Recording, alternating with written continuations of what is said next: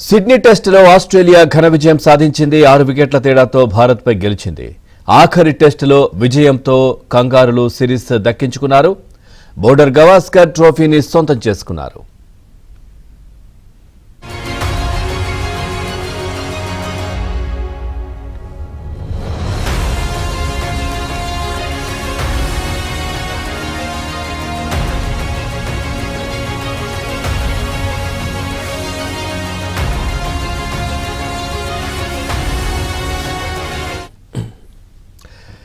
చూస్తున్నాం, సిడ్నీ టెస్టులో ఆస్ట్రేలియా ఘన విజయం సాధించింది. 6 వికెట్ల తేడాతో భారత్పై గెలిచింది. ఆఖరి టెస్టులో విజయంతో కంగారులు సిరీస్ దక్కించుకున్నారు.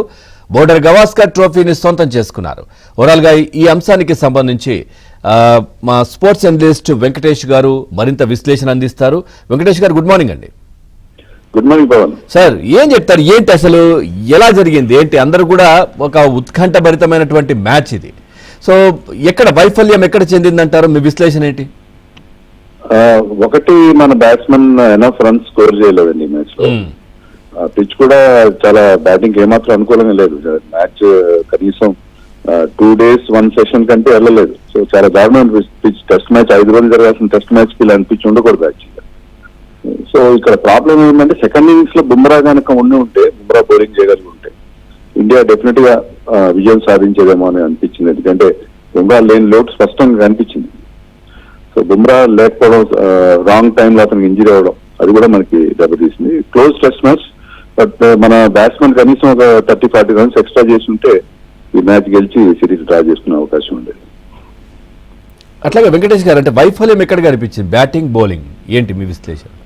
అంటే సిరీస్ మొత్తంగా తీసుకుంటే మీకు బ్యాటింగ్ లో ఎక్కువ వైఫల్యం కనిపించింది మనకి. ఎందుకంటే ఇండియా ఇప్పుడు ట్రాన్సిషన్ లో ఉంది. ఇప్పుడు రోహిత్ శర్మ, విరాట్ కోహ్లీ లాంటి వాళ్ళు, వాళ్ళకి కాస్త వయసు మీరింది. వాళ్ళు ఇప్పుడు గతంలో ఉన్నంత ఎఫెక్టివ్ గా లేరు. ఇద్దరి ఫెయిల్యూర్ మనకు బాగా హర్ట్ చేసింది. అలాగే రిషబ్ పంత్ ఫెయిల్యూర్ కూడా. రిషబ్ పంత్ లాస్ట్ ఇన్నింగ్స్ లో మాత్రం, సిరీస్ లో ఆఖరి ఇన్నింగ్స్ లో ఒక మంచి నాక్ అయ్యాడు. అంతకుముందు మిగతా అన్నింటిలో ఫెయిల్ అయ్యాడు.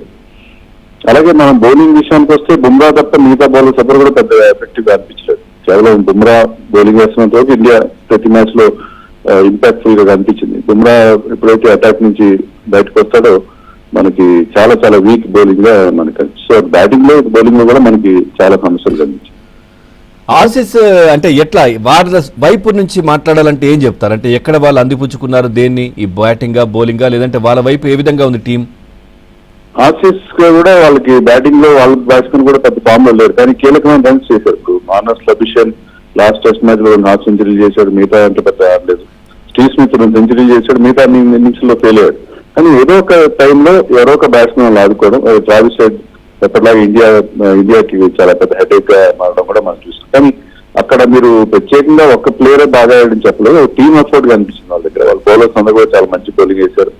వాళ్ళకి ఆ బెంచ్ స్ట్రెంత్ కూడా బాగుంది. ఒక హ్యాజల్వుడ్ ఇంజరీ అయితే స్కాట్ బౌలర్ లాంటి బ్యాట్స్మెన్ బౌలర్ వచ్చి ఆ లోటు ఏమాత్రం కనపరచకుండా చాలా అద్భుతమైన బౌలింగ్ పెర్ఫార్మెన్స్ ఇచ్చారు.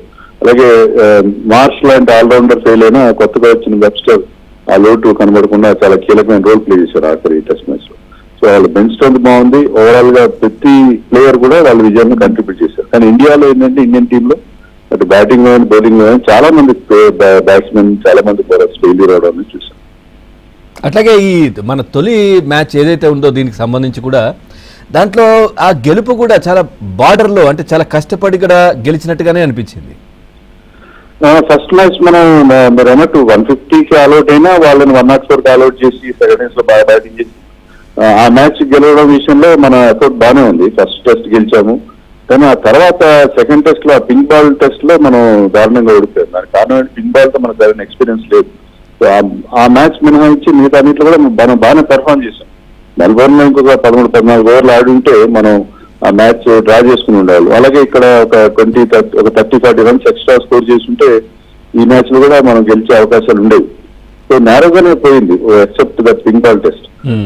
బట్ ఓవరాల్ గా తీసుకుంటే ఏంటంటే, మెయిన్ గా మనం హర్ట్ చేసింది failure of batsmen like Rohit Sharma, Virat Kohli, ఇంకా చెప్పాలి రిషబ్ పంత్. రాహుల్ కూడా 1-2 మంచి ఇన్నింగ్స్ మాత్రం ఆడాడు.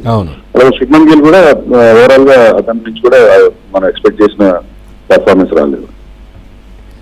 థ్యాంక్ యూ వెంకటేష్ గారు, చాలా చక్కటి విశ్లేషణ. Thank you very much.